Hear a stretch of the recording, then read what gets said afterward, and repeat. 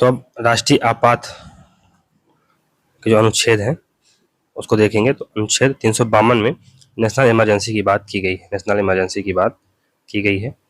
तो घोषणा के आधार क्या हो सकते हैं? अगर नेशनल इमरजेंसी घोषित करनी है आपको, क्या क्या आधार हो सकते हैं? युद्ध हुआ हो, या बाह्य आक्रमण हुआ हो, या सशस्त्र विद्रोह हुआ हो। कारण यदि पूरे देश अथवा देश के किसी भी भाग की सुरक्षा को खतरा पैदा हो गया हो, राष्ट्रपति आपातकाल की घोषणा कर सकता है। तो पूरे देश में भी या देश के किसी भाग में सुरक्षा का खतरा पैदा हुआ हो तो आपातकाल की घोषणा की जा सकती है। हालांकि अनुच्छेद 352 को लोकप्रिय रूप से राष्ट्रीय आपातकाल कहा जाता है। संविधान में शब्दतः राष्ट्रीय आपातकाल नहीं लिखा हुआ है। तो नेशनल इमरजेंसी संविधान में नहीं लिखी गई है लिटरली, बल्कि इस प्रकार के आपातकाल के लिए आपातकाल की घोषणा वाक्य का प्रयोग किया गया। डिक्लेरेशन ऑफ इमरजेंसी की बात लिखी गई है, आपातकाल इमरजेंसी नहीं लिखा गया। मूल संविधान में ऐसी घोषणा के 3 आधार थे। मूल संविधान में ऐसी घोषणा के 3 आधार थे: युद्ध, बाह्य आक्रमण और आंतरिक अशांति, इंटरनल डिस्टर्बेंस। लेकिन 1975 में इंदिरा गांधी द्वारा आंतरिक अशांति के कारण जो इमरजेंसी घोषणा की गई थी, तो इमरजेंसी प्रावधानों का जो दुरुपयोग किया गया, उसके बाद 1977 में आई जनता पार्टी की सरकार ने 84वें संविधान संशोधन द्वारा, जो कि 1978 में हुआ था, आंतरिक अशांति को हटा सशस्त्र विद्रोह का प्रावधान कर दिया, क्योंकि इसके वस्तुनिष्ठ साक्ष्य होते हैं। तो अब इंटरनल डिस्टर्बेंस को आप किसी भी तरह से इंटरप्रेट कर सकते हैं। कोई आपके खिलाफ भाषण दे दिया, उसको ही आप इंटरनल डिस्टर्बेंस मान सकते हैं। लेकिन आर्म्ड रिबेलियन अगर शब्द कहा जा रहा है तो इसका मतलब है कि कहीं ना कहीं सशस्त्र विद्रोह हुआ है, लोग इकट्ठा हुए हैं और आपके ऊपर हमला किया जा रहा है। तो इसके साक्ष्य उपलब्ध होते हैं, वस्तुनिष्ठ साक्ष्य उपलब्ध होते हैं, पर सशस्त्र विद्रोह की परिभाषित नहीं किया जा सकता है, अतः इसकी मनमानी व्याख्या भी हो सकती है। अनुच्छेद 352 में यह भी उल्लेखित है कि इन तीनों परिस्थितियों के वास्तविक रूप में नहीं होने अर्थात केवल संभावना होने पर भी राष्ट्रपति आपातकाल लगा सकता है। तो इवन अगर संभावना ऐसी दिख रही है, पॉसिबिलिटी भी है, तब भी राष्ट्रपति आपातकाल लगा सकता है। युद्ध, बाह्य आक्रमण और आर्म्ड रिबेलियन 3 कारण हैं। राष्ट्रीय आपात 2 प्रकार के होते हैं। पहला बाह्य आपातकाल, जब आपात उद्घोषणा युद्ध या बाहरी आक्रमण के आधार पर हो।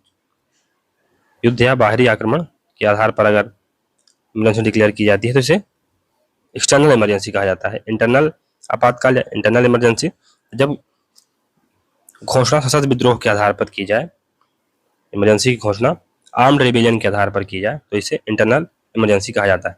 42वें संविधान संशोधन द्वारा 1976 के बाद राष्ट्रीय आपातकाल उद्घोषणा संपूर्ण देश अथवा केवल उसके किसी एक भाग में भी की जा सकती है। उदाहरण के लिए, अगर संकट असम में आया है तो दक्षिण में स्थित तमिलनाडु में आपातकाल का क्या औचित्य है? तो केवल असम में इमरजेंसी घोषित की जा सकती है, ऐसा भी प्रावधान हो गया है 42वें संविधान संशोधन के द्वारा। 84वें संविधान संशोधन द्वारा 1978 में व्यवस्था की गई कि राष्ट्रीय आपात की घोषणा मंत्रिमंडल कैबिनेट की लिखित सिफारिश पर ही की जा सकती है, क्योंकि 1975 में इंदिरा गांधी ने बिना मंत्रिमंडल की सिफारिश के ही आपात घोषणा की सलाह राष्ट्रपति को दे दी थी। मंत्रिमंडल को आपातकाल लागू करने के बाद सूचित किया गया था। तो अब केवल और केवल मंत्रिमंडल की लिखित सिफारिश पर ही आपातकाल घोषित किया जा सकता है। क्यों? क्योंकि 1975 में जब इंदिरा गांधी ने इमरजेंसी घोषित की थी तो मंत्रिमंडल को उसके बाद में सूचना दी गई थी, पहले इमरजेंसी घोषित कर दी गई थी।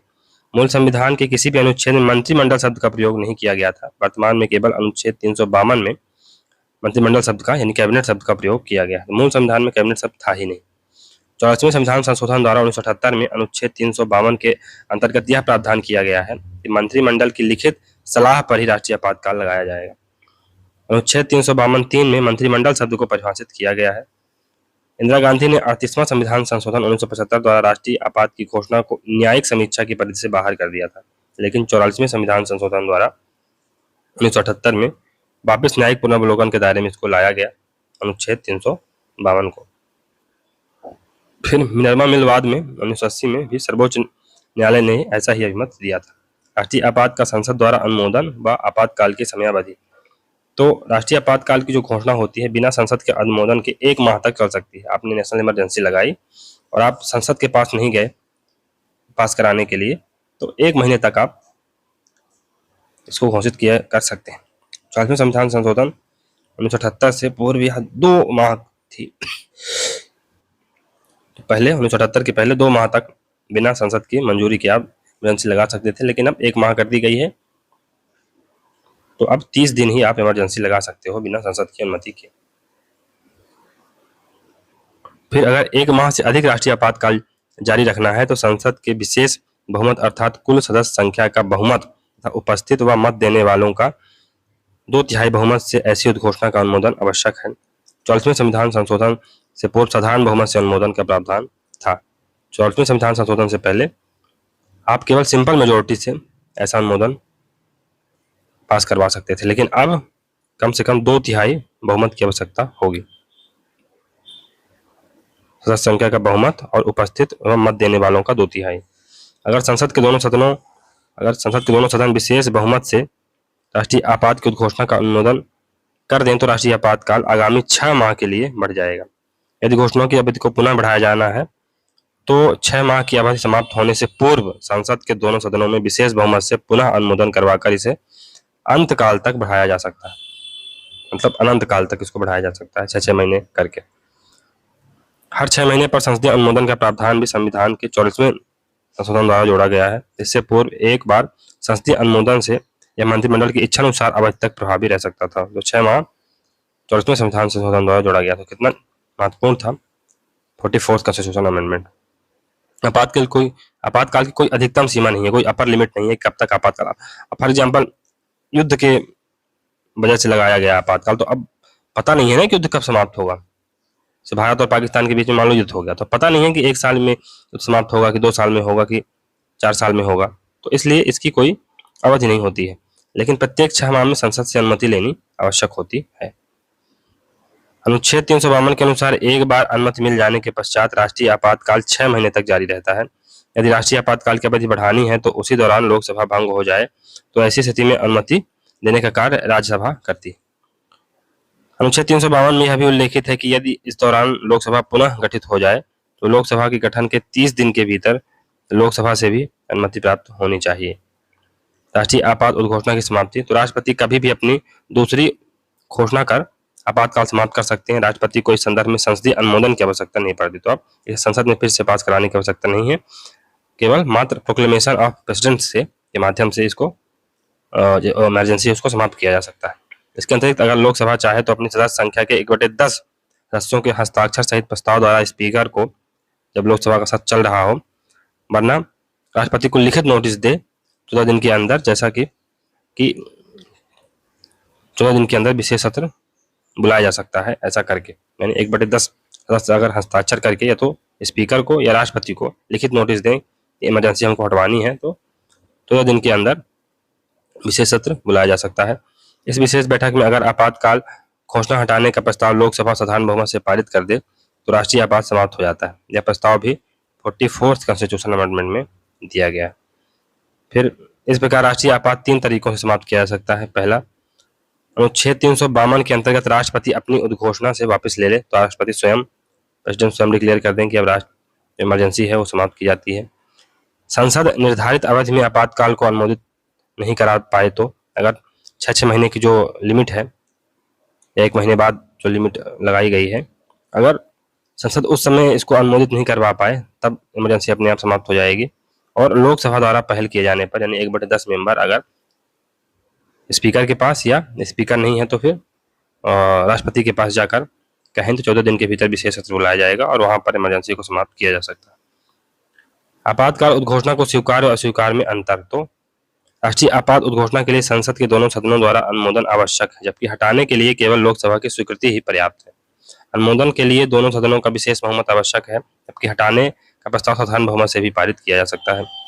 अब आपात उद्घोषणा का प्रभाव क्या होता है, तो आर्टिकल 353 में आपातकाल की उद्घोषणा के प्रभाव दिए गए हैं।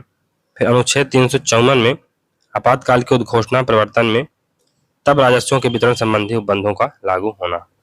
तो केंद्र राज्य संबंधों पर क्या प्रभाव पड़ता है, तो आपातकाल लागू हो तो संसद राज्य सूची के किसी भी विषय पर कानून निर्माण कर सकती है। हालांकि राज्य विधान सभा बनी रहेगी, तो संसद राज्य सूची के किसी भी यानी जो स्टेट लिस्ट है उसके किसी भी सब्जेक्ट पर कानून बना सकती है, लेकिन विधानसभा बनी रहेगी। लेकिन संसद को राज्य सूची पर कानून निर्माण की समानांतर शक्ति मिल जाती है अनुच्छेद 250 के अंतर्गत। ठीक है, फिर संसद को अनुच्छेद 246 ए के तहत उपबंधित माल एवं सेवा कर या राज्य सूची के किसी भी विषय पर कानून बनाने की शक्ति प्राप्त हो जाती है, आर्टिकल 250 के अंतर्गत। फिर इस आपातकाल में राज्य सूची समवर्ती सूची बन जाती है। तो कुल मिलाकर जो स्टेट लिस्ट है वो कंकरेंट लिस्ट बन जाती है, जहां पर स्टेट प्लस केंद्र दोनों को शक्तियां मिल जाती हैं राज्य सूची में कानून बनाने की। लेकिन ये याद रखिएगा कि इसमें स्टेट गवर्नमेंट को भंग नहीं किया जाता है, स्टेट गवर्नमेंट बनी रहती है, केवल पैरेलल पावर मिल जाती है केंद्र सरकार को राज्य की जो सूची के विषय हैं उन पर कानून बनाने के लिए। यदि संसद का सत्र न चल रहा हो तो राष्ट्रपति राज्य सूची के विषय पर भी अनुच्छेद 123 के तहत अध्यादेश जारी कर सकता है। आपातकाल में राज्य कार्यपालिका पर केंद्रीय कार्यपालिका का पूर्ण नियंत्रण हो जाता है, वह उससे किसी भी विषय पर निर्देश दे सकती है अनुच्छेद 353 के तहत। राष्ट्रीय आपात में राज्यों की विधानसभाएं न तो निलंबित होती हैं और न ही भंग होती हैं, बल्कि वह केंद्र राज्यों के मध्य शक्ति विभाजन भंग हो जाता है, देश संघीय से एकात्मक हो जाता है, यहाँ तक कि कर विभाजन भी स्थगित हो जाता है। संसद ने आपातकाल में राज्य सूची पर जो कानून बनाए थे वो आपात समाप्ति के 6 महीने तक प्रभावी रहेंगे। कोई कानून अगर राज्य सूची में बनाया गया संसद द्वारा आपातकाल के दौरान तो 6 महीने तक वैलिड रहेगा, उसके बाद उसकी वैलिडिटी समाप्त हो जाएगी। इन केस अगर स्टेट उसको कंटिन्यू नहीं करती है, स्टेट लेजिस्लेचर उसको कंटिन्यू नहीं करती है तो। अब लोकसभा और राज्य विधान सभा के कार्यकाल पर क्या प्रभाव पड़ता है? तो राष्ट्रीय आपात लागू हो तो संसद, लोकसभा व राज्य विधान सभाओं का कार्यकाल 5 वर्ष से ज्यादा भी किया जा सकता है। संसद इसका कार्यकाल एक बार में केवल 1 वर्ष के लिए बढ़ा सकती है, ऐसा कितने भी समय तक किया जा सकता है। उदाहरण स्वरूप 5वीं लोकसभा का कार्यकाल 1971-77 2 बार 1-1 वर्ष के लिए बढ़ाया गया था, पर यह विस्तार आपात घोषणा की समाप्ति के 6 महीने से ज्यादा नहीं हो सकती। तो यह विस्तार आपात घोषणा की समाप्ति के बाद 6 महीने से ज्यादा तक नहीं चल सकता है। मूल अधिकारों पर प्रभाव। तो राष्ट्रीय आपातकाल के दौरान मौलिक अधिकार निलंबित होते हैं, समाप्त नहीं होते हैं, तो खत्म नहीं हो जाते, सस्पेंड कर दिए जाते हैं बस। राष्ट्रीय आपातकाल पर मूल अधिकारों का प्रभाव होगा, इसका वर्णन अनुच्छेद 358 व 359 में दिया गया है। 358 में क्या दिया गया है कि इसमें अनुच्छेद 19 से वर्णित स्वतंत्रताओं के बारे में प्रावधान दिया गया है। अगर आपात उद्घोषणा युद्ध या बाह्य आक्रमण के आधार पर की जाती है तो अनुच्छेद 19 स्वतः ही निलंबित हो जाएगा। अगर आर्म्ड रिबेलियन के आधार पर हो तो अनुच्छेद 19 की स्वतंत्रताएं निलंबित नहीं होती हैं। यह प्रावधान 44वें संविधान संशोधन द्वारा किया गया। तो अगर उद्घोषणा युद्ध या बाह्य आक्रमण के जरिए लगाई गई है तो जो 19 में जो फ्रीडम दी गई है स्वतः ही खत्म हो जाती है। लेकिन अगर आर्म्ड रिबेलियन के तहत किया गया हो आपातकाल की घोषणा तो जो 19 आर्टिकल की स्वतंत्रताएं हैं वो निलंबित नहीं होती हैं। 44वें संविधान संशोधन द्वारा ऐसा बताया गया है। अनुच्छेद 359 तो अन्य मूल अधिकारों का निलंबन इसमें दिया गया है। तो अनुच्छेद 20 व 21 यानी अपराधों की दोष सिद्धि एवं प्राण एवं दैहिक स्वतंत्रता कभी निलंबित नहीं होते हैं। अपराधों की दोष सिद्धि यानी आर्टिकल 20 और 21 कभी भी निलंबित नहीं हो सकते हैं 44वें संविधान संशोधन के प्रावधान के अनुसार। फिर जबकि बाकी मूल अधिकारों को निलंबित करने का अधिकार राष्ट्रपति को है। वास्तव में मूल अधिकार निलंबित नहीं होते हैं 359 के तहत, बल्कि उनका लागू होना निलंबित हो जाता है। तो एज सच फंडामेंटल राइट निलंबित नहीं होते हैं, सस्पेंड नहीं होते हैं, उनको लागू करना या उनका लागू होना निलंबित हो जाता है। वो अब लागू नहीं होंगे, बस ये बात है, वो निलंबित नहीं होते। मूल अधिकार तो जीवित रहते हैं। अनुच्छेद 32 के तहत उनका उपचार निलंबित हो जाता है, यानी कि आप रेमेडी नहीं लेते हैं। फंडामेंटल राइट तो जीवित रहेंगे आपके, लेकिन आप कोई अगर वायलेशन कर दिया तो आप जाके कोर्ट में जस्टिस नहीं सीख कर सकते हो। बात इतनी सी है। कुल मिलाकर अनुच्छेद 352 के तहत राष्ट्रपति आपातकाल में मूल अधिकारों को लागू कराने के लिए न्यायपालिका में जाने का अधिकार यानी अनुच्छेद 32 व 226 निलंबित कर देता है। निलंबन का आदेश पूरे देश या उसके किसी भाग में भी लागू किया जा सकता है। अनुच्छेद 20 व 21 के संदर्भ में संवैधानिक उपचारों का अधिकार लागू रहता है। तो 20 और 21 इम्यून है इमरजेंसी प्रोविजन चाहे जिस भी मद्देनजर लगाया गया हो, केवल वो ही मूल अधिकार निलंबित होते हैं जिनका राष्ट्रपति घोषणा करता है। तो अच्छा, एक बात और है कि जो आर्टिकल 359 में दिया गया है कि केवल और केवल वही निलंबित होंगे। फॉर एग्जाम्पल जो आर्टिकल 19 है वो तो अगर इमरजेंसी लग गई युद्ध या बाह्य आक्रमण के कारण तो अपने आप निलंबित हो जाएगा। ये आर्टिकल 358 में दिया गया है। 358 में दिया गया है कि राष्ट्रपति 20 और 21 तो हमेशा जीवित रहेंगे, कभी समाप्त नहीं होंगे, लेकिन अन्य जो फंडामेंटल राइट्स हैं,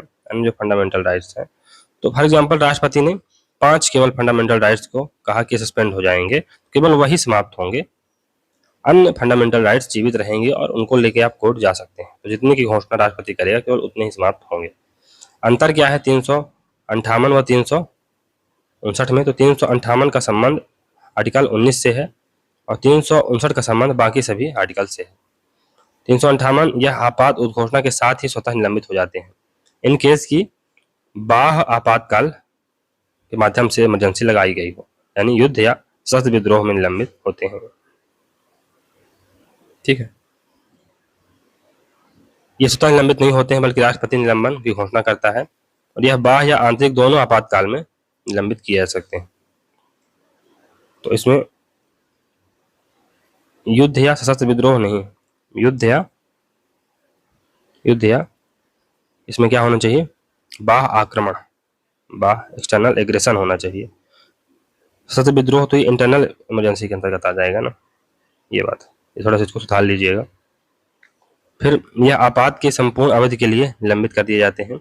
यह घोषणा में दर्ज अवधि तक, फॉर एग्जाम्पल अगर राष्ट्रपति कहता है कि केवल 1 साल के लिए, तो 1 साल के लिए ही ये निलंबित किए जा सकते हैं। फिर जो आर्टिकल 358 है ये संपूर्ण देश में लागू होता है, जबकि जो आर्टिकल 359 है यह संपूर्ण देश से किसी भाग में भी लागू किया जा सकता है। राष्ट्रीय आपात का व्यवहारिक प्रयोग अनुच्छेद 352 का व्यवहारिक प्रयोग कब हुआ है इसको देख लेते हैं। तो अब तक 3 बार हो चुका है। 1962 में इसका आधार क्या था? बाह्य आक्रमण के आधार पर लगाया गया था, जब चाइना द्वारा नेफा व लद्दाख पर आक्रमण किया गया था। यह आपातकाल 1968 तक लागू रहा, अतः 1965 के पाक आक्रमण पर नई घोषणा नहीं करनी पड़ी थी। राष्ट्रपति राधाकृष्णन, प्रधानमंत्री जवाहरलाल नेहरू थे। 1971 में ये भी बाह्य आक्रमण के आधार पर लगाई गई इमरजेंसी थी। बांग्लादेश के संदर्भ में पाक आक्रमण के कारण राष्ट्रपति इसमें कौन थे? बीबी गिरी और प्रधानमंत्री इंदिरा गांधी। फिर 1975 में आंतरिक अशांति के अवसर पर, यानी इंटरनल डिस्टर्बेंस के केस में, तो 1971 में घोषित आपातकाल तो लागू था, साथ ही एक और उद्घोषणा की गई। तो 1971 में जो आपातकाल लगा गया था नेशनल इमरजेंसी बाह्य कारणों से, वो तो चल ही रही थी, उसके साथ ही जो इंटरनल इमरजेंसी है, इंटरनल डिस्टर्बेंस के कारण जो लगाई गई थी, वो भी घोषित कर दी गई। सबसे आलोच आपातकाल है ये, इसकी सबसे ज़्यादा आलोचना की जाती है, सबसे ज़्यादा क्रिटिसाइज किया जाता है। राष्ट्रपति फारूकदीन अली अहमद थे और प्रधानमंत्री इंदिरा गांधी थी। 1971 से 75 के आपात का मार्च, फिर 1977 में इसको समाप्त किया गया था। क्रिटिसिज्म क्या है इमरजेंसी पावर की? तो भारतीय संविधान का कोई अन्य भाग आलोचना का इतना पात्र नहीं रहा जितना कि आपातकालीन शक्तियों से संबंधित भाग रहा। इसे प्रजातंत्र विरोधी, संघ विरोधी, न्याय विरोधी, विवेक विरोधी एवं शरारतपूर्ण तक की संज्ञा दी जा गई है। आलोचकों का कहना है कि भाग 18 की व्यवस्थाएं 1935 भारत शासन अधिनियम के अनुच्छेद 93 की दासोचित पुनर्जन्म है। इन व्यवस्थाओं पर विधानसभा में जब वाद हो रहा था तो H.B. कामत ने कहा था कि इस एक अध्याय द्वारा हम ऐसे सर्वाधिकारवादी पुलिस राज की स्थापना कर रहे हैं जो हमारे सिद्धांतों और आदर्शों के ठीक विपरीत है। हम ऐसे राज की स्थापना कर रहे हैं जिसमें लाखों निर्दोष लोगों के अधिकार और स्वतंत्रताएं निरंतर खतरे में रहेंगी। यहाँ की शांति शमशान घाट की शांति होगी, जिसमें रेगिस्तान जैसी शून्यता विद्यमान होगी। तो इस प्रकार से क्रिटिसिज्म इसका किया गया था बेसिकली। तो अनुच्छेद 356 के बारे में पढ़ेंगे। यहाँ पर प्रेसिडेंट रूल की बात की गई है। तो राज्यों में संवैधानिक तंत्र की विफलता के कारण लागू किए जाने वाले आपातकाल को लोकप्रिय रूप में राष्ट्रपति शासन कहा जाता है। संविधान में इस स्थिति के लिए आपातकाल का प्रयोग नहीं किया गया है। राष्ट्रपति शासन को राज्य आपातकाल यानी स्टेट इमरजेंसी या संवैधानिक आपातकाल यानी कॉन्स्टिट्यूशनल इमरजेंसी भी कहा जाता है, जबकि संविधान में इसे संवैधानिक तंत्र की विफलता, ब्रेकडाउन ऑफ कॉन्स्टिट्यूशनल मशीनरी लिखा गया है। संवैधानिक तंत्र की विफलता शब्द संविधान में परिभाषित नहीं है। इसमें निम्नलिखित बातों को शामिल किया जा सकता है। पहला, संघ सरकार के निर्देशों की पालना नहीं कर रहा। तो सेंट्रल गवर्नमेंट है उसके अगर निर्देशों की आप पालना नहीं कर रहे हैं, सीएए को लागू नहीं कर रहे हैं अगर, तो इमरजेंसी लगाई जा सकती है 365 के तहत। फिर कोई भी दल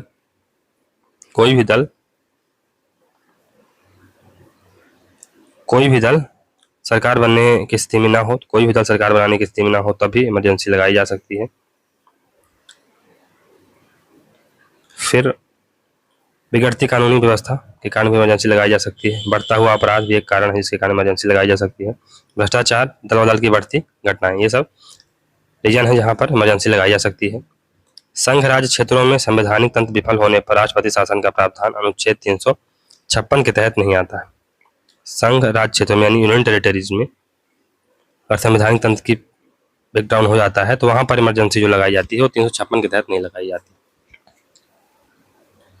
फिर अनुच्छेद 355, तो इस अनुच्छेद के अनुसार संघ का यह कर्तव्य है कि प्रत्येक राज्य की बाहरी खतरे व आंतरिक अशांति से रक्षा करे तथा ऐसी व्यवस्था सुनिश्चित करे कि राज्य का शासन संविधान के प्रावधानों के अनुसार चले। तो इस प्रकार अनुच्छेद 355 के तहत यह संघ सरकार का दायित्व है कि सभी राज्यों की बाहरी आक्रमण से रक्षा की जाए, पहली चीज। सभी राज्यों में आंतरिक शांति बनाए रखा जाए। फिर सभी राज्यों में संविधान की पालना को सुनिश्चित किया जाए, यानी संविधान कॉन्स्टिट्यूशन को सही तरह से फॉलो किया जा रहा है, ये सुनिश्चित किया जाए। अनुच्छेद 356, अगर राज्यों का शासन संवैधानिक प्रावधानों के अनुसार नहीं चल रहा है, संविधान में इसे संवैधानिक तंत्र की विफलता कहा जाता है। ऐसे में वहाँ प्रेसिडेंट रूल लगाया जा सकता है।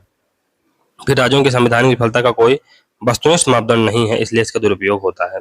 कोई ऑब्जेक्टिव क्राइटेरिया नहीं है, जो जैसा मन पड़ा वैसे लगा दिया जाता है, इसलिए इसका दुरुपयोग होता है। अनुच्छेद 356 के तहत राष्ट्रपति शासन लगाने के दो उपबंध हैं। पहला, राज्यपाल की रिपोर्ट के आधार पर राज्य शासन संविधान के अनुसार नहीं चल रहा है, तो अगर राष्ट्रपति ये रिपोर्ट दे दे जो राज्य का शासन है संविधान के अनुसार नहीं चल रहा है, तो तब इमरजेंसी लगाई जा सकती है। दूसरी, बिना राष्ट्रपति की रिपोर्ट के आधार पर भी जब राष्ट्रपति को लगे कि राज्य में संवैधानिक तंत्र विफल हो गया है, तब भी लगाई जा सकती है। तत्कालीन राष्ट्रपति स्वामी रामास्वामी वेंकट रामन ने तत्कालीन राज्यपाल सुरजीत सिंह बरनाला की रिपोर्ट न प्राप्त होने की दशा में अनुच्छेद 356 में उल्लेखित अन्यथा शब्दावली का सहारा लेते हुए तमिलनाडु के डीएमके की करुणानिधि सरकार को 30 जनवरी 1991 को बर्खास्त कर विधानसभा को भंग कर दिया था। तो इसका दुरुपयोग तो बहुत रल्ले से होता है, क्योंकि इसमें ऐसी चीजें दी गई हैं जो डबल मीनिंग की बातें, अन्यथा, तो ये सब चीजें क्या है, आप स्पष्ट रूप से लिखो ना कि ऐसी कंडीशन है और अगर ये कंडीशन मेट होती हैं तभी इमरजेंसी लगाई जाएगी, अन्यथा नहीं लगाई जा सकती। तो ये है। आगे चल के हम देखेंगे SR मुंबई केस भी होता है, वहाँ पर सुप्रीम कोर्ट की जो गाइडलाइंस है वो बहुत महत्वपूर्ण है। जो इमरजेंसी का दुरुपयोग थोड़ा बहुत रुका है, उसी कारण रुका हुआ है। तो अनुच्छेद 365 में इस अनुच्छेद के अनुसार प्रत्येक राज्य को संघ द्वारा दिए गए निर्देशों का पालन करना चाहिए। अगर राज्य संघ की कार्यपालिका शक्ति का प्रयोग करते हुए दिए गए निर्देशों राजशासन का पालन नहीं करता है तो उसे संवैधानिक तंत्र की विफलता मान लिया जाएगा और वहां राष्ट्रपति शासन लगा दिया जाएगा।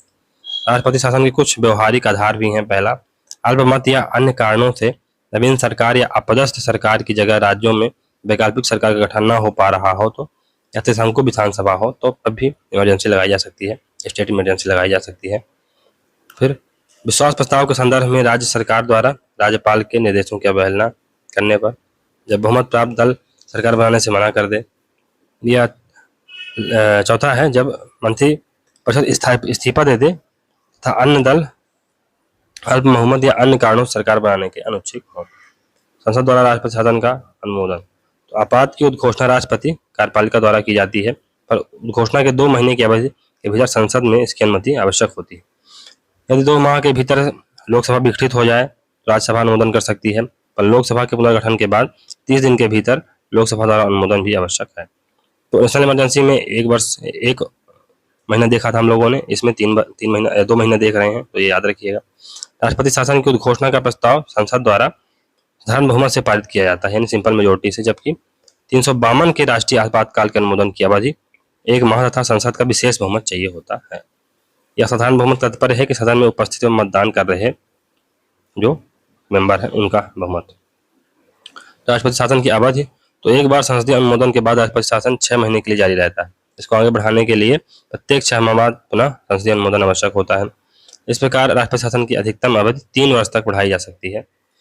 84वें संविधान संशोधन द्वारा, जो कि 1978 में हुआ था, के बाद यह व्यवस्था की गई कि 1 वर्ष से अधिक राष्ट्रपति शासन तभी जारी रहेगा जब पूरे देश या उसके किसी भाग में राष्ट्रीय आपातकाल लगा हो, यानी आर्टिकल 352 प्रभावी है। ये तो पहली कंडीशन। दूसरी कंडीशन है, या फिर चुनाव आयोग यह घोषित कर दे कि राज्य में चुनाव कराना संभव नहीं, तो 1 वर्ष के बाद इमरजेंसी केवल 2 ही कारणों के आधार पर स्टेट इमरजेंसी लगाई जा सकती है। फिर राष्ट्रपति शासन की समाप्ति, तो राष्ट्रपति अपनी परवर्ती घोषणा द्वारा इसे कभी भी समाप्त कर सकते हैं। ऐसे परवर्ती घोषणा का संसद द्वारा अनुमोदन आवश्यक नहीं। राष्ट्रपति शासन का प्रभाव या परिणाम क्या होता है, तो आर्टिकल 357 ए बा में क्या दिया गया है उसको देखते हैं। 1 बा में क्या दिया गया है, तो संसद यदि चाहे तो राज्य के विधानमंडल की बिल बनाने की शक्ति राष्ट्रपति को प्रदान कर सकती है या किसी ऐसे अन्य प्राधिकारी को प्रदान कर सकती है जिसे राष्ट्रपति इस कार्य के लिए निर्दिष्ट करे। 357 1 गा में क्या दिया गया है कि राष्ट्रपति को यह शक्ति होगी कि जब लोकसभा सत्र में नहीं है तब संसद की मंजूरी लंबित रहने तक राज्य की संचित निधि में से व्यय को प्राधिकृत कर सकेगा। राज्य की कार्यपालिका शक्ति राष्ट्रपति में निहित होती है। इसका प्रयोग वह स्वयं या अपने अधीनस्थ अधिकारी द्वारा करता है, क्योंकि राष्ट्रपति शासन लगने पर राज्य मंत्रिपरिषद मुख्यमंत्री सहित भंग हो जाती है। तो इमरजेंसी लगने पर या राष्ट्रपति शासन लगने पर राज्य मंत्रिपरिषद मुख्यमंत्री सहित भंग हो जाती है। ऐसे में राज्य का राज्यपाल मुख्य सचिव की सहायता से अथवा राज्यपाल द्वारा नियुक्त किसी सलाहकार की सहायता से शासन संचालन किया जाता है। राष्ट्रपति यह घोषणा कर सकता है कि राज्य की सभी विधायी शक्तियों का प्रयोग संसद करेगी, अर्थात संसद द्वारा राज्य सूची के विषयों पर कानून बनाया जाएगा। ऐसा इसलिए होता है क्योंकि राज्य की विधानसभा या तो निलंबित कर दी जाती है या भंग। तो अब ज्यादातर केसों में सबसे पहले जो विधानसभा है वो सस्पेंड ही की जाती है और जो फैसला लिया गया है केंद्र सरकार का उसे कोर्ट में पेश किया जाता है। और अगर कोर्ट ने कह दिया कि हाँ जो वैलिड रीजन है उसके तहत इमरजेंसी लगाई रही है, तभी विधानसभा को भंग किया जाता है, अन्यथा इसे सस्पेंडेड एनिमेशन में रखा जाता है। अगर कोर्ट का फैसला आया कि नहीं गलत तरीके से इमरजेंसी लगाई गई है तो इमरजेंसी बहाल हो जाती है और जो पूर्ववर्ती जो स्थिति है वो फिर से कायम हो जाती है। इस प्रकार राज्य के लिए विधि निर्माण की शक्ति राष्ट्रपति में निहित होती है। राष्ट्रपति संसद के सत्रावसान में राज्य के लिए अध्यादेश जारी कर सकता है। तो फॉर एग्जाम्पल संसद सत्र में नहीं है तो राष्ट्रपति राज्य के लिए अध्यादेश जारी कर सकता है। राष्ट्रपति शासन लगा हो तो राज्य का बजट संसद द्वारा पारित किया जाता है। राष्ट्रपति शासन का मूल अधिकारों पर कोई प्रभाव नहीं पड़ता है। राष्ट्रपति शासन का उच्च न्यायालय की शक्तियों पर भी कोई प्रभाव नहीं पड़ता। राज्यों व संघ राज्य क्षेत्रों में राष्ट्रपति शासन कुछ विशेष तथ्य, तो 356 का सर्वाधिक उपयोग इंदिरा गांधी जी ने या इंदिरा गांधी की सरकार ने किया। फिर 1975 को आंतरिक उपद्रव से भारत की सुरक्षा को गंभीर खतरा के नाम पर अनुच्छेद 352 एक के उपबंधों के तहत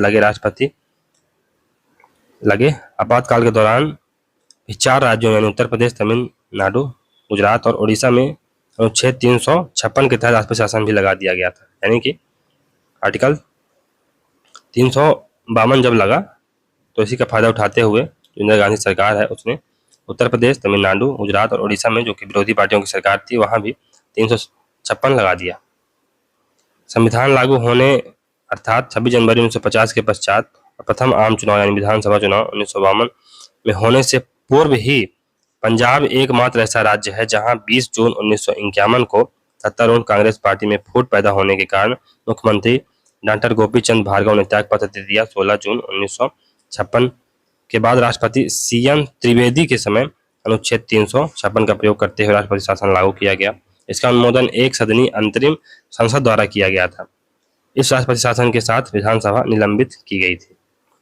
आम निर्वाचन के पश्चात आंध्र पहला राज्य था जहां दल बदल और मुख्यमंत्री टी प्रकाशम के मंत्रिमंडल के विरुद्ध विधानसभा द्वारा अविश्वास प्रस्ताव पारित होने के कारण 15 नवंबर 1954 को राष्ट्रपति शासन लगाया गया था। साथ ही यह पहला अवसर था जब 356 के साथ ही विधानसभा भी भंग कर दी गई। यह भी तब जब राज्यपाल कौन थे? सीएम त्रिवेदी ही थे। राजस्थान में राष्ट्रपति शासन 4 बार लग चुका है, 1967 में, 1977 में, 1980 में, 1992 में। 1967 में पहली बार ऐसा अवसर आया जब किसी राज्य यानी राजस्थान में अनुच्छेद 356 का प्रयोग किया गया, पर केंद्र की सरकार के विरुद्ध लोकसभा में अविश्वास प्रस्ताव लाया गया। यद्यपि यह अविश्वास प्रस्ताव अस्वीकृत हो गया था। नवंबर 2020 तक केरल, पूर्व में त्रावणकोर, कोच्चि स्टेट सहित पंजाब, पूर्व पेप्सू सहित और उत्तर प्रदेश 10 बार, मणिपुर और बिहार सहित क्रमशः 8 बार अनुच्छेद 356 के अधीन राष्ट्रपति शासन लग चुका है। यद्यपि मणिपुर में राष्ट्रपति शासन 10 बार लगा है, किंतु अनुच्छेद 356 का प्रयोग 8 बार हुआ है। जबकि राज्य पुनर्गठन अधिनियम 1956 से मणिपुर जब संघ राज्य बना, उसके बाद दो बार संघ राज्य क्षेत्र अधिनियम 1963 की धारा 51 के तहत राष्ट्रपति ने संघ राज्य क्षेत्र मणिपुर को प्रशासन सीधे अपने अधीन ले लिया था। वहीं पूर्वोत्तर क्षेत्र पुनर्गठन अधिनियम 1976, पूर्वोत्तर क्षेत्र पुनर्गठन अधिनियम 1971 द्वारा 21 जनवरी 1972 को राज्य बनने के बाद अनुच्छेद 356 के तहत राष्ट्रपति शासन लगाया गया था। अब तक अनुच्छेद 356 के अधीन सबसे लंबी अवधि के लिए राष्ट्रपति शासन जम्मू कश्मीर राज्य में 6 वर्ष 2 माह और 20 दिन के लिए यानी 18 जुलाई 1990 से 9 अक्टूबर 1996 तक रहा। जबकि सबसे कम अवधि तक राष्ट्रपति शासन कर्नाटक में 10 अक्टूबर 1990 से 17 अक्टूबर 1990 और बिहार में 28 मार्च 1995 से 4 मार्च 1995 में कुल 8 दिनों के लिए रहा था। नवंबर 2002 तक छत्तीसगढ़ और तेलंगाना ऐसे राज्य हैं जहां राज्य बनने के पश्चात अब तक एक बार भी राष्ट्रपति शासन लागू नहीं हुआ। नवंबर 2020 तक 1977 में मोरारजी की जनता पार्टी की सरकार ने कांग्रेस शासित 9 राज्यों में इस आधार पर राष्ट्रपति शासन लागू कर दिया कि यहाँ की विधानसभाएं जनमत खो चुकी। क्योंकि जो कांग्रेस सरकार है उसको केंद्र में बर्खास्त कर दिया गया है, लोगों ने नकार दिया है। इसलिए जो राज्य की कांग्रेस सरकारें हैं वो भी एक मोरल अथॉरिटी या जनमत खो चुकी हैं, इसलिए उन्हें भी बर्खास्त किया जा रहा है। 1980 में जब इंदिरा की कांग्रेस सरकार वापस आई तो उन्होंने भी इसी आधार पर 9 राज्यों में राष्ट्रपति शासन लागू कर दिया, वहां की सरकारें बर्खास्त कर दी गई। 1992 में बाबरी मस्जिद विध्वंस के बाद केंद्र की सरकार ने बीजेपी शासित 4 राज्यों यानी उत्तर प्रदेश, मध्य प्रदेश, राजस्थान, हिमाचल प्रदेश की सरकारों को बर्खास्त कर राष्ट्रपति शासन लगा दिया था। इन राज्यों में इस आधार पर 1992 में राष्ट्रपति शासन लगाया गया कि केंद्र सरकार द्वारा धार्मिक संगठनों पर प्रतिबंध लगाने के निर्देशों की पालना में ये राज्य असमर्थ रहे हैं। 38वें संविधान संशोधन द्वारा यानी 1975 में राष्ट्रपति शासन के निर्णय की न्यायिक समीक्षा को हटा लिया गया था, पर 44वें संविधान संशोधन द्वारा 1978 में यह प्रावधान समाप्त कर दिया गया, यानी कि जो इमरजेंसी प्रोविजन है राष्ट्रपति शासन जो लगाया जाता है उसका न्यायिक पुनर्वलोकन 38वें संविधान संशोधन द्वारा इसको कह दिया गया था कि न्यायिक पुनर्वलोकन नहीं होगा। लेकिन 44वें संविधान संशोधन द्वारा फिर से रिस्टोर कर दिया गया कि नहीं, अगर आपने स्टेट इमरजेंसी लगाई है, किसी प्रकार की इमरजेंसी लगाई है, उसका जुडिशियल रिव्यू हो सकता है। एसआर मुंबई बाद ये 1994 में हुआ, भी इसे दोहराया गया था एसआर मुंबई बाद में भी। तो अब एसआर मुंबई बाद जो स्टेट इमरजेंसी है उससे रिलेटेड बहुत ही महत्वपूर्ण केस है 1994 में होता है, इसको देखते हैं। तो 1989 में कर्नाटक के तत्कालीन मुख्यमंत्री एसआर मुंबई की सरकार को बहुमत नहीं होने के आधार पर बर्खास्त करते हुए राष्ट्रपति शासन लगाया गया। इससे कर्नाटक उच्च न्यायालय ने अनुच्छेद 356 को न्यायालय में विचार योग्य नहीं मानते हुए खारिज कर दिया। श्री मुंबई ने उच्चतम न्यायालय से अपील की। अक्टूबर 1991 को मेघालय में मुख्यमंत्री बीबी लिंगदोह की सरकार को बर्खास्त कर राष्ट्रपति शासन लगा दिया गया। इन दोनों बाद से पूर्व अगस्त 1988 में नागालैंड में बामुजो के नेतृत्व की सरकार को बर्खास्त कर राष्ट्रपति शासन लगा दिया गया। इसे न्यायालय में चुनौती दी गई। 6 दिसंबर 1992 को अयोध्या में विवादित ढांचे के गिराए जाने के बाद उत्तर प्रदेश के मुख्यमंत्री ने नैतिक जिम्मेदारी लेते हुए पद से त्याग दे दिया, वहां राष्ट्रपति शासन लगा दिया गया। किंतु 15 दिसंबर 1992 को केंद्र सरकार ने सत्तारूढ़ भाजपा जनता पार्टी है, भारतीय जनता पार्टी के 3 राज्यों यानी राजस्थान, मध्य प्रदेश और हिमाचल प्रदेश की सरकारों को भी बर्खास्त कर राष्ट्रपति शासन लगा दिया। इन राज्यों के मुख्यमंत्रियों ने सरकार के निर्णय की वैधता को न्यायालय में चुनौती दी। अप्रैल 1993 में मध्य प्रदेश उच्च न्यायालय ने राष्ट्रपति शासन के आदेशों को रद्द कर दिया। इस प्रकार केंद्र सरकार ने उच्चतम न्यायालय में स्थगन आदेश ले लिया। इन सभी वादों को उच्चतम न्यायालय में भारत संघ बनाम बामुजो और एसआर मुंबई बनाम भारत संघ के साथ जोड़ दिया गया। न्यायाधीश रत्नवल पंडियन की अध्यक्षता में उच्चतम न्यायालय की 9 न्यायाधीशों की एक संविधान खंडपीठ ने मध्य प्रदेश, हिमाचल प्रदेश और राजस्थान में राजपथ शासन की घोषणा की वैधता को 11 मार्च 1994 को 6 अलग अलग निर्णयों में सही ठहराया। यद्यपि अधिकांश न्यायाधीशों ने श्री बामुजो की सरकार, जो कि नागालैंड में 1988 में गिराई गई थी, और एसआर मुंबई की सरकार, जो कि कर्नाटक में 1989 में, और बीबी लिंगदोह की सरकार मेघालय में राजपथ शासन की जो कार्यवाही की गई थी को असंवैधानिक ठहराया।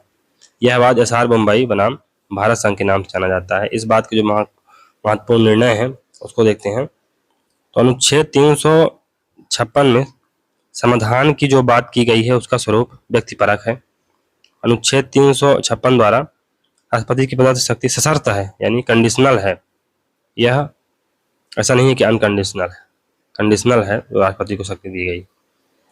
अनुच्छेद 356 के अंतर्गत शक्तियों के प्रयोग के संबंध में सरकारी आयोग की सिफारिशें सभी संबंधितों द्वारा गंभीरता से विचार करने योग्य है। विधानसभा भंग की कार्यवाही संसद के दोनों सदनों द्वारा राष्ट्रपति शासन के अनुमोदन के पश्चात होनी चाहिए। अनुच्छेद 356 के अंतर्गत की गई उद्घोषणा न्यायिक संवीक्षा से मुक्त नहीं है, यानी इसका जुडिशियल रिव्यू किया जा सकता है। अनुच्छेद 356 की व्यवस्थाएं न्यायिक जांच या न्यायिक पुनर्वलोकन या न्यायिक वीटो के अधीन है। इसका अर्थ है कि न्यायपालिका राज्य में राष्ट्रपति शासन लागू करने संबंधी अधिसूचना या मंत्रिमंडल की राय की जांच कर सकती है, और यदि मंत्रिमंडल की राय राजनीतिक कारणों से प्रेरित मानी जा रही है तो न्यायपालिका है भंग की गई विधानसभा को पुनः बहाल कर सकती है।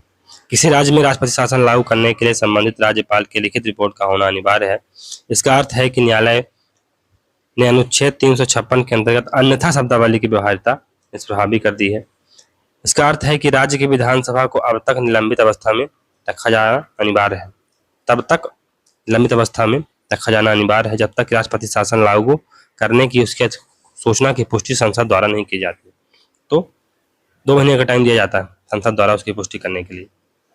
तो जो स्टेट इमरजेंसी लगती है तो जो विधानसभा है तुरंत भंग नहीं की जाती है, 2 महीने तक उसका इंतजार किया जाता है कि कब पूरी तरह से संसद इसकी जो उद्घोषणा हुई है उसको प्रभावी या अमली जामा पहनाती है। तब तक ये सस्पेंडेड एनिमेशन में रहेगी, यानी केवल सस्पेंड की जा सकती है, भंग नहीं की जा सकती। भंग करने का मतलब है कि अब आपने पूरी तरह से सरकार को एक प्रकार से समाप्त ही कर दिया, अब फिर से नए चुनाव होंगे। लेकिन सस्पेंडेड एनिमेशन का मतलब है कि अगर 2 महीने के भीतर जो केंद्र सरकार है वो बिल को पास नहीं कर पाई तो जो सरकार है ये फिर से अपने जीवित फार्म में आ जाएगी। या अगर सुप्रीम कोर्ट या हाई कोर्ट में डिसीजन को चुनौती दे दी गई और सुप्रीम कोर्ट और हाई कोर्ट ने बर्खास्तगी के खिलाफ निर्णय दे दिया तो फिर से जो विधानसभा है जीवित हो उठेगी। इसका मतलब ये है। तो अनुच्छेद 356 के अंतर्गत राष्ट्रपति को विवेकाधिकार प्राप्त है। इसका अर्थ है कि राष्ट्रपति को केंद्र सरकार द्वारा दी गई राय से स्वतंत्र रहते हुए अपने विवेक से निर्णय लेने का अधिकार है। यदि न्यायालय उद्घोषणा को अभिखंडित कर देता है तो उसे बर्खास्त की गई सरकार को बहाल करने और जहां विधानसभा को भंग अथवा निलंबित कर दिया गया है वहां उसे बहाल करके पुनः सक्रिय करने का अधिकार है। पंथ निरपेक्षता संविधान की मूलभूत विशेषताओं यानी बेसिक फीचर में से एक है।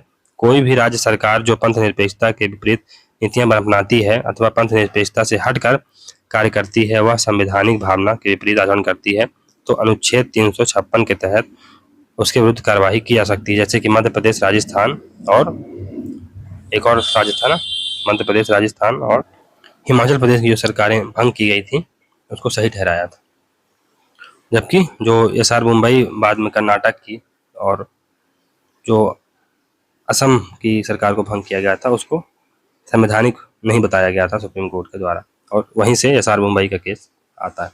तो आप अगर धर्म के विरुद्ध जाके या पंथ निरपेक्षता का पालन नहीं करते हुए आपने कोई नीति बनाई या कुछ किया तो राजपथ शासन लगाया जा सकता है। पंथ निरपेक्षता एंड सेकुलरिज्म संविधान का मूल ढांचा है और इसके अंतर्गत राज्य सरकार को बर्खास्त कर राष्ट्रपति शासन लागू करना वैध है।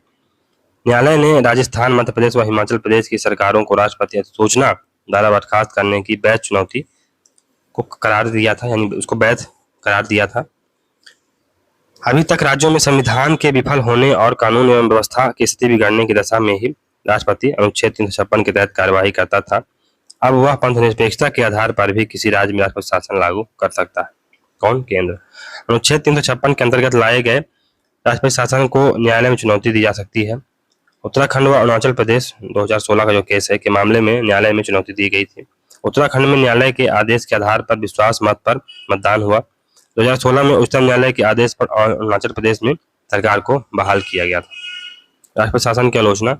अनुच्छेद 356 संविधान का सबसे विवादास्पद अनुच्छेद है। केंद्र राज्य संबंधों में सबसे ज्यादा तनाव इसी विषय के कारण पैदा होता है।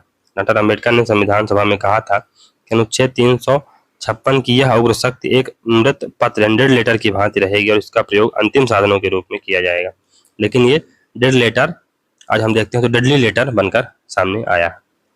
डॉक्टर अम्बेडकर ने अनुच्छेद 356 के प्रावधानों को संविधान में शामिल करने की अनुशंसा की थी। उन्होंने संविधान सभा सदस्य बी.एम. गुप्ते के वाक्यों को दोहराते हुए कहा कि हम आशा करते हैं कि ऐसे अनुच्छेदों के प्रयोग की कभी जरूरत नहीं पड़ेगी और ये डेड लेटर ही बने रहेंगे। हालांकि डेडली लेटर बन चुका। संविधान सभा के भूतपूर्व सदस्य एच.बी. कामत ने सही कहा है कि डॉक्टर अम्बेडकर तो अब जीवित नहीं है, परंतु यह अनुच्छेद अभी भी जीवित।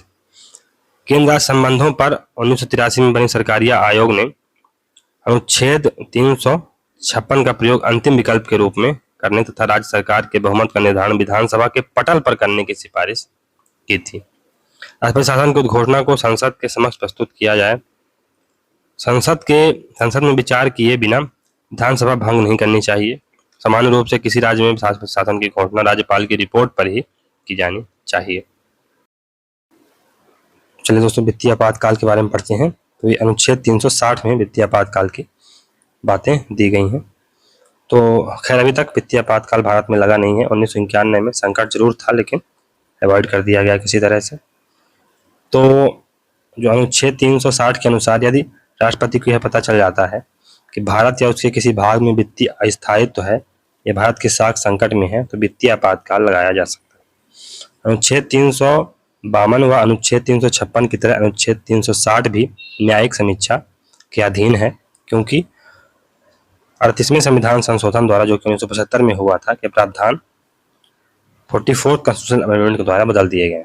तो 38वें संविधान संशोधन में क्या कहा गया था कि इमरजेंसी के कोई भी प्रोविजन है वो न्यायिक समीक्षा से परे रहेंगे, लेकिन 44th कॉन्स्टिट्यूशनल अमेंडमेंट एक्ट में इसको सरे से खारिज कर दिया गया कि नहीं, न्यायिक पुनर्लोकन तो हो ही सकता है किसी भी इमरजेंसी के प्रोविजन का, या इमरजेंसी अगर लगाई जाती है तो उसका जुडिशियल रिव्यू तो हो ही सकता है। फिर आज तक भारत में एक भी बार वित्तीय आपातकाल नहीं लगाया गया। हालांकि 1991 में वित्तीय संकट उत्पन्न हो गया था। वित्तीय आपात की तुलना संयुक्त राज्य अमेरिका में 1933 में पारित राष्ट्रीय रिकवरी कानून से की जा सकती है। वित्तीय आपात घोषणा अनुमोदन एवं समय अवधि, तो इसमें भी 2 माह का समय दिया जाता है के भीतर संसद साधारण बहुमत से अनुमति मिलना आवश्यक होता है। सामान्य बहुमत इसमें चाहिए रहता है, अर्थात सदन में उपस्थित और मतदान करने वाले सदस्यों का बहुमत। तो एक बार अगर अनुमोदन हो गया संसद द्वारा तो वित्तीय आपातकाल अनंत काल तक या अनिश्चित काल तक इसको जारी रखा जा सकता है, क्योंकि पता नहीं है ना कि वित्तीय संकट कब दूर होगा। तो इसको जब तक चाहे तब तक जारी किया जा सकता है, जब तक इसे राष्ट्रपति द्वारा परवर्ती घोषणा द्वारा वापस न लिया जाए, या जब तक उसे राष्ट्रपति स्वयं वापस नहीं लेता है तब तक उसे जारी रखा जा सकता है। अच्छा, इसकी कोई समय सीमा निर्धारित नहीं है। अधिकतम समय सीमा वित्तीय आपातकाल की निर्धारित नहीं है और इसे जारी रखने के लिए संसद का पुनः अनुमोदन भी आवश्यक नहीं है। तो बार बार आप संसद में जाएं और कहें कि वित्तीय आपातकाल लगा है, इसे 6 महीने के लिए और बढ़ा दें, जैसा कि पिछले 2 इमरजेंसी प्रोविजन है उनमें प्रावधान है।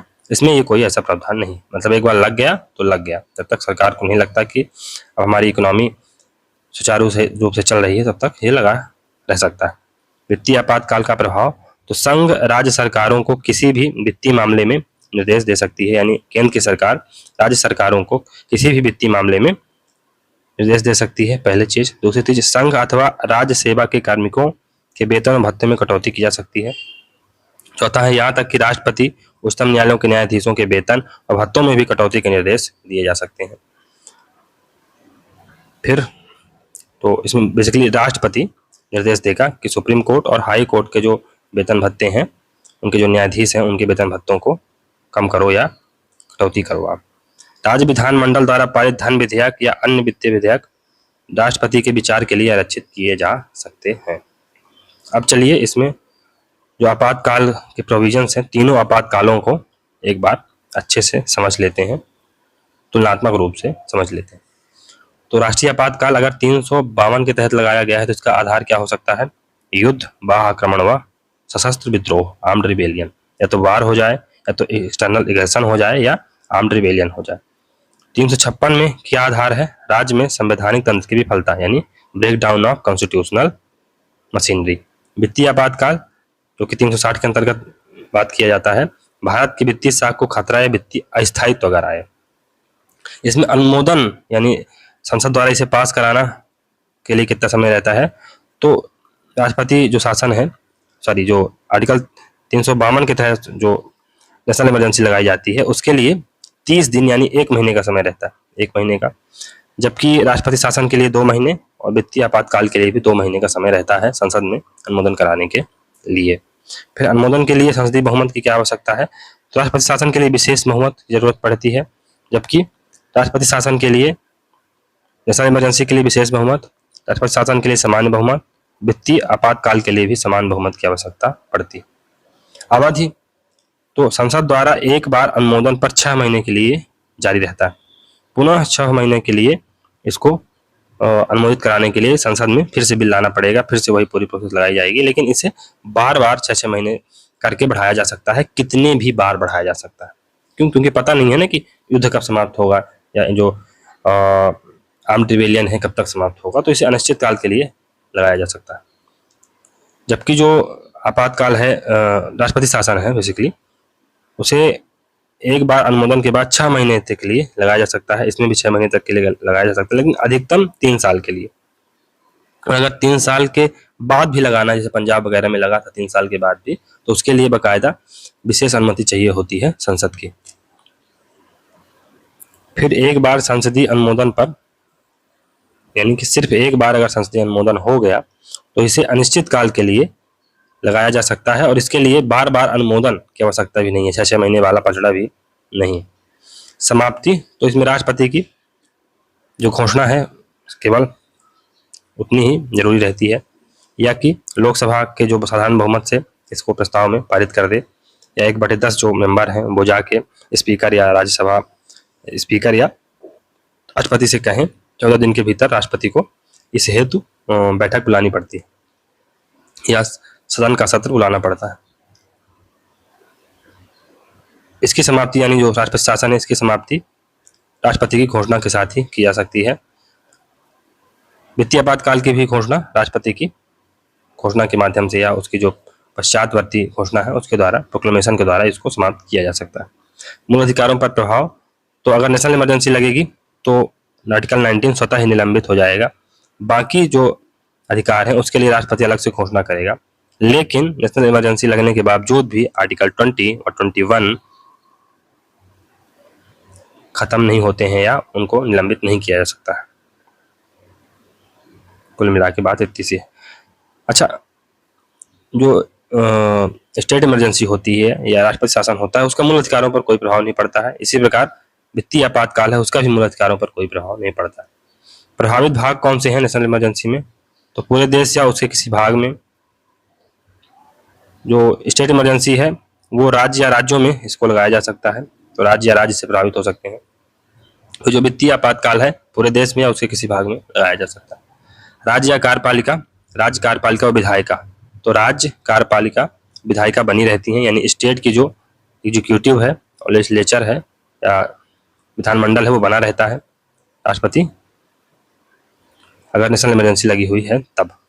और अगर राष्ट्रपति शासन लग गया तो राज्यपालिका बर्खास्त हो जाती है और विधानसभा निलंबित या भंग हो जाती है। तो राज्य कार्यपालिका को तो बर्खास्त कर दिया जाता है, लेकिन जो विधानसभा है उसे निलंबित या उसको भी भंग किया जा सकता है, तो सस्पेंडेड कर दिया जाता है जब तक कि उसको 2 महीने के भीतर जो केंद्र सरकार है संसद से पास न करा ले, या फिर हाई कोर्ट में चुनौती दी गई है तो हाई कोर्ट का फैसला जो राष्ट्रपति शासन लगाया गया है उसके खिलाफ ना हो। और ये अगर वित्तीय आपातकाल लगाया गया तो जो राज्य की कार्यपालिका है विधायिका है बनी रहती है, ऐसा कोई नियम नहीं है उसे भंग करने का। नियम शक्ति क्या है, तो संसद राज्य विषयों पर स्वयं नियम बनाने लगती है, यानी जो राज्य सूची है वो समवर्ती सूची की तरह काम करने लगती है। संसद राज्य के नियम बनाने का अधिकार राष्ट्रपति को सौंप सकती है। इसमें ऐसा कोई उल्लेख ही नहीं है कि क्या होगा, क्योंकि नेशनल इमरजेंसी जो वित्तीय आपातकाल रहता है उसमें राज्य की सरकार बनी रहती है, तो उसमें कोई ऐसा वो नहीं है कि राज्य अपना कानून बना सकती है। हालांकि आर्टिकल 200 के तहत जो जितने भी काइंड ऑफ जो वित्तीय मामले हैं वो भी, या जो वित्त विधेयक हैं उनको भी राष्ट्रपति की अनुमति के लिए आरक्षित किया जा सकता है। न्यायिक समीक्षा हो सकती है। विधायिका का कार्यकाल, तो लोकसभा व विधानसभाओं का कार्यकाल एक वर्ष तक कितना भी बढ़ाया जा सकता है। लोकसभा व विधानसभाओं का कार्यकाल एक वर्ष के लिए कितने भी समय तक के लिए बढ़ाया जा सकता है। कार्यकाल अप्रभावित रहता है। कार्यकाल से कोई छेड़छाड़ नहीं होती है। इसमें भी कार्यकाल अप्रभावित रहता है। परामर्श, तो इसमें कैबिनेट का लिखित परामर्श आवश्यक होता है।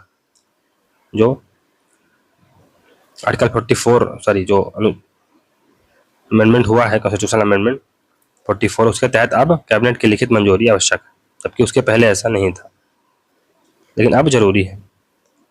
इसमें कैबिनेट की लिखित मंजूरी जरूरी नहीं है, इसमें भी जरूरी नहीं है। यानी स्टेट इमरजेंसी और वित्तीय आपातकाल में कैबिनेट की लिखित मंजूरी या परामर्श जरूरी नहीं है, जबकि नेशनल इमरजेंसी में जरूरी। आपातकालीन प्रावधानों की अन्य देशों से तुलना, तो अमेरिका के संविधान में संकट की स्थिति व आपात उपबंधों का स्पष्टतः उल्लेख नहीं किया गया, पर युद्ध या संकट अथवा आंतरिक अशांति पर राज्यों के निवेदन पर राष्ट्रपति राष्ट्रीय आपातकाल लगा सकता है। आपातकाल में बंदी प्रत्यक्षीकरण को छोड़कर अन्य मूल अधिकारों का निलंबन नहीं हो सकता है। ब्रिटेन में राष्ट्रीय आपातकाल की घोषणा सम्राट का विशेषाधिकार नहीं है, बल्कि युद्ध या आंतरिक अशांति से निपटने के लिए संसद कानून बनाकर कार्यपालिका को आवश्यक शक्तियां देती है।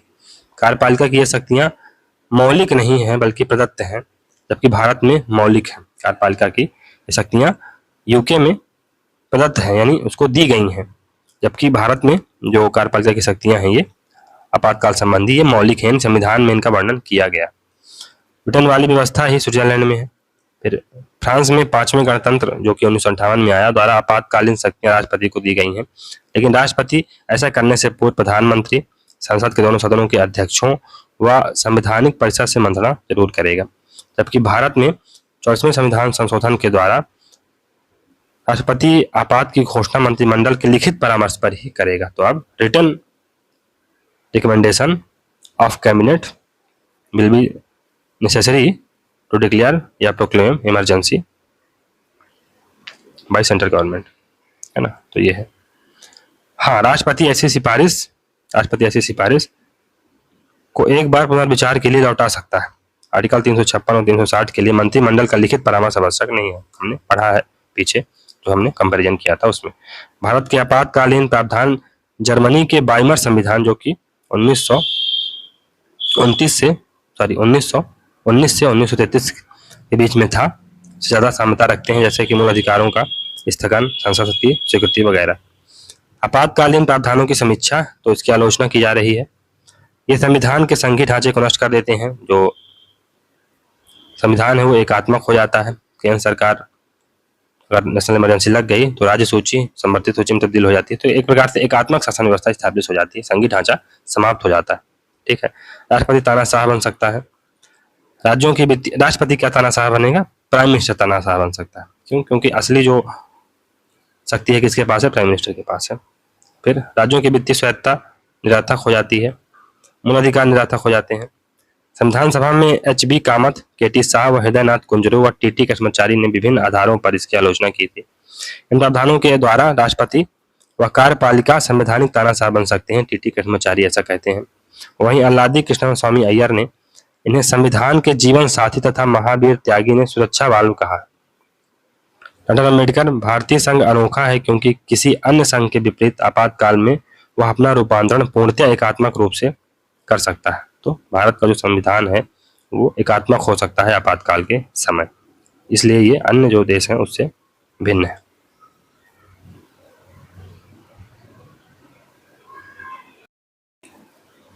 तो चलिए दोस्तों, अभी तक जो राष्ट्रपति हुए हैं भारत में स्वतंत्रता के पश्चात से अब तक, उनको देखते हैं, उनके बारे में थोड़ा थोड़ा जानने का भी प्रयास करेंगे। तो 1952 से 57 तक डॉक्टर राजेंद्र प्रसाद रहे। 1957 से 1962 तक भी डॉक्टर राजेंद्र प्रसाद रहे। तो जब 1952 से 57 के बीच डॉक्टर राजेंद्र प्रसाद राष्ट्रपति बने थे, तो उनके निकटतम प्रतिद्वंदी कौन थे? के टी शाह। और 57 से 62 के बीच में एन दास थे निकटतम प्रतिद्वंदी। फिर 1962 से 67 तक डॉक्टर सर्वपल्ली राधाकृष्णन राष्ट्रपति बने, इनके निकटतम प्रतिद्वंदी CH राम थे। फिर 67 से 69 डॉक्टर जाकिर हुसैन बने, निकटतम प्रतिद्वंदी के सुब्बाराव। 69 से 74 डॉक्टर BB गिरी को राष्ट्रपति बनाया गया, निकटतम प्रतिद्वंदी नीलम संजीव रेड्डी थे।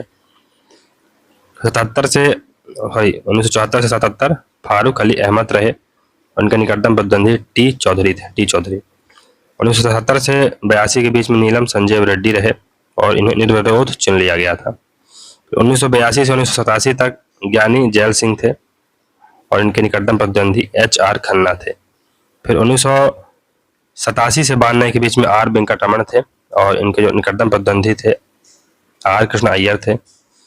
1992 से 1997 के बीच में डॉक्टर शंकर दयाल शर्मा थे, निकटतम प्रतिद्वंदी इनके GG स्वेल थे। फिर 1997 से 2002 के बीच में डॉक्टर KR नारायणन रहे राष्ट्रपति और इनके जो निकटतम प्रतिद्वंदी थे TN सेशन थे। 2002 से 2007 के बीच में डॉक्टर APJ अब्दुल कलाम रहे और इनके निकटतम प्रतिद्वंदी लक्ष्मी सहगल थे। फिर 2007 से 2012 के बीच में डॉक्टर प्रतिभा देवी पाटिल रही राष्ट्रपति और इनके जो निकटतम प्रतिद्वंदी थे भैरव सिंह शेखावत थे। फिर 2012 से 2017 के बीच में जो भारत के राष्ट्रपति रहे डॉक्टर प्रणब मुखर्जी रहे और इनके निकटतम प्रतिद्वंदी PS संगमा थे। फिर 2017 से 2022 के बीच में रामनाथ कोविंद रहे राष्ट्रपति और इनकी जो निकटतम प्रतिद्वंदी थी मीरा कुमार थी। 2022 से अभी जो चल रहे हैं वो द्रौपदी मुर्मू जी हैं और उनके जो निकटतम प्रतिद्वंदी थे यशवंत सिन्हा।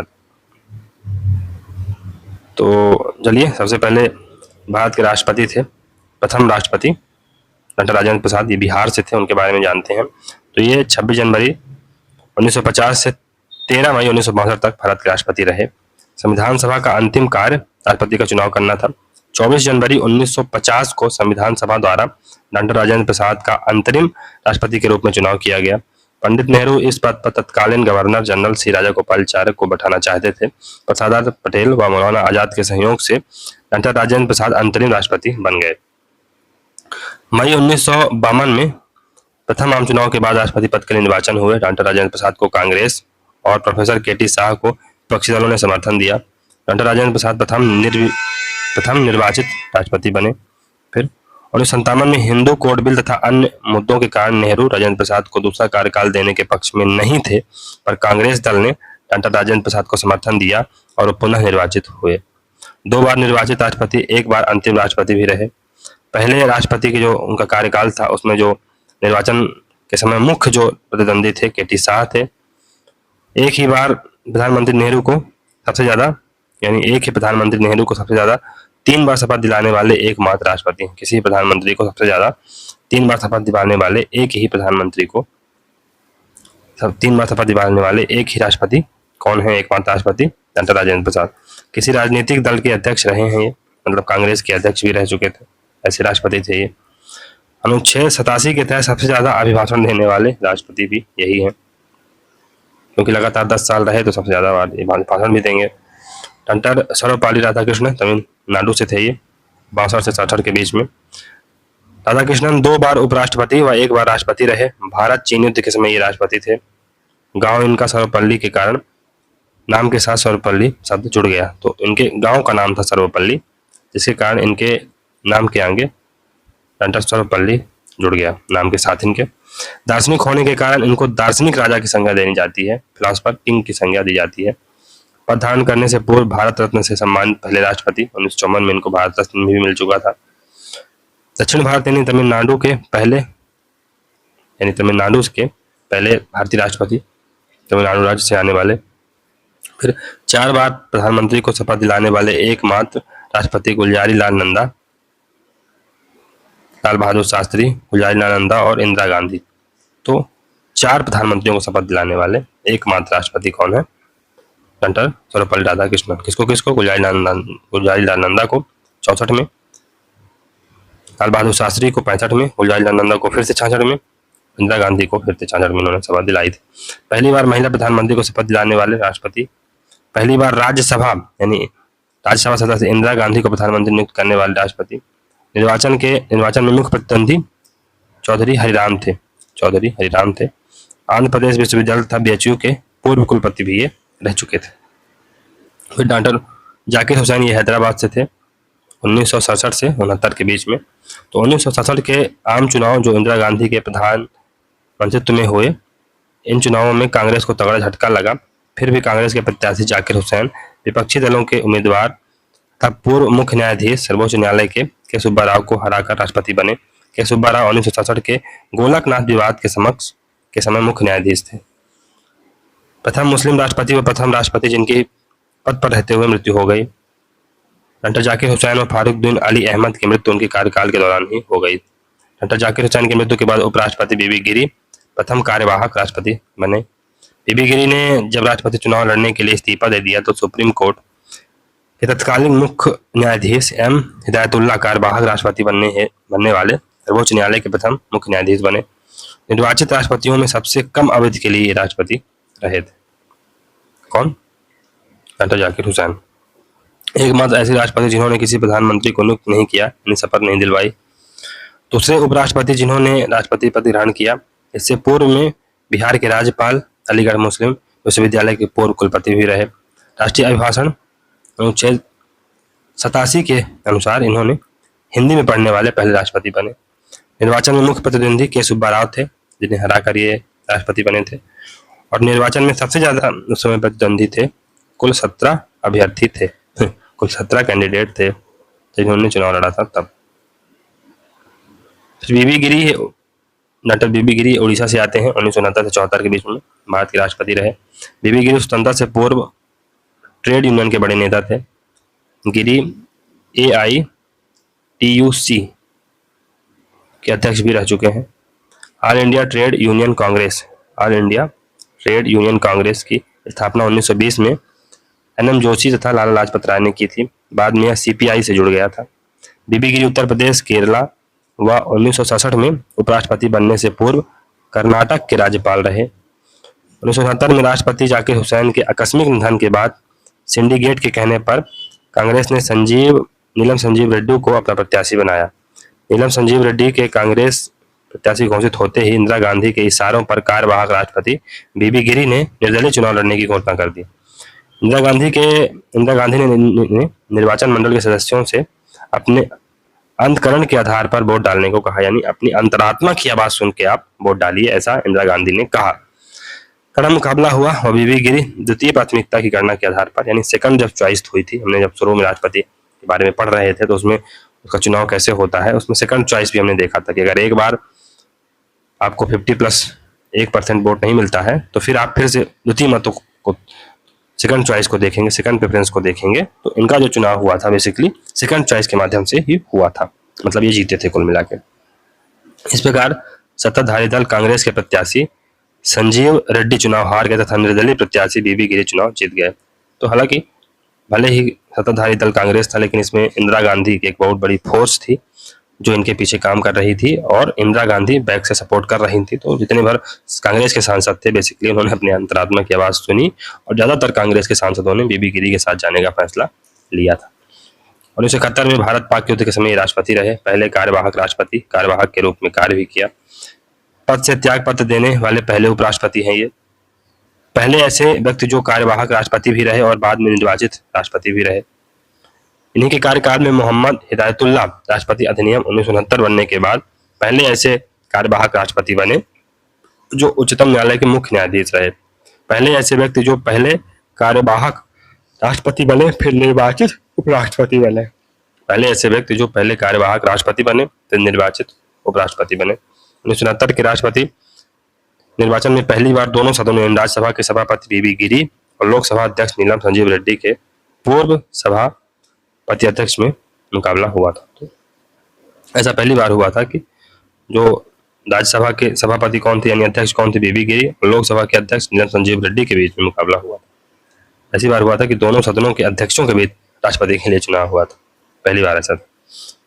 फारुद्दीन अली अहमद दिल्ली के थे और 1974 से 77 के बीच में ये भारत के राष्ट्रपति रहे। 1974 में इंदिरा गांधी के विश्वास पात्र फारूक अली अहमद राष्ट्रपति बने। 1977 में पद पर रहते हुए इनका निधन हो गया। राष्ट्रपति पद पर रहते हुए इनकी मृत्यु को प्राप्त करने वाली ये दूसरे राष्ट्रपति थे। इसके पहले जाकिर हुसैन की मृत्यु हो ही चुकी थी। पहली बार इनके निर्वाचन से जमानत राशि का प्रावधान किया गया। इनके निर्वाचन से ही जमानत जो जब्त होती है, जमानत राशि, फॉर एग्जाम्पल अभी 15,000 है तो उसके पहले तो कम थी, लेकिन ये प्रावधान उसी समय से लागू किया गया था। फिर निर्वाचन से पूर्व ये केंद्रीय मंत्री थे। फारूक अली अहमद ने ही 25 जून 1975 को घोषित आंतरिक आपातकाल की घोषणा पर हस्ताक्षर किए थे। फारूक अली अहमद के निधन के बाद तत्कालिक उपराष्ट्रपति बीडी जत्ती कार्यवाहक राष्ट्रपति बने थे, बीडी जत्ती। नीलम संजीव रेड्डी फिर से ये लड़ते हैं। पिछली बार तो हार गए थे, इस बार देखते हैं आंध्र प्रदेश के बेसिकली ये इस बार बनने में सफल हो जाते हैं 1977 से 82 के बीच में। तो फारूक अली अहमद के निधन के बाद जनता पार्टी की सरकार ने तत्कालिक लोकसभा अध्यक्ष नीलम संजीव रेड्डी को सर्वसम्मति से राष्ट्रपति पद उम्मीदवार घोषित किया। यह प्रथम बार था जब राष्ट्रपति का निर्विरोध निर्वाचन हुआ।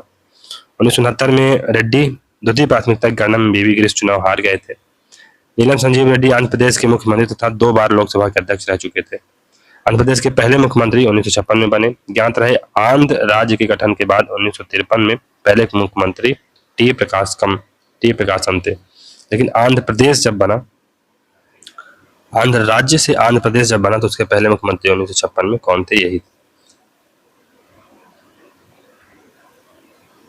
तो आंध्र प्रदेश और आंध्र राज्य में अंतर है। आंध्र राज्य 1953 में ही जब भाषाई आधार पर बना दिया गया था, आपको याद होगा जो हमने पढ़ा था। बाद में इसका नाम आंध्र प्रदेश रखा गया।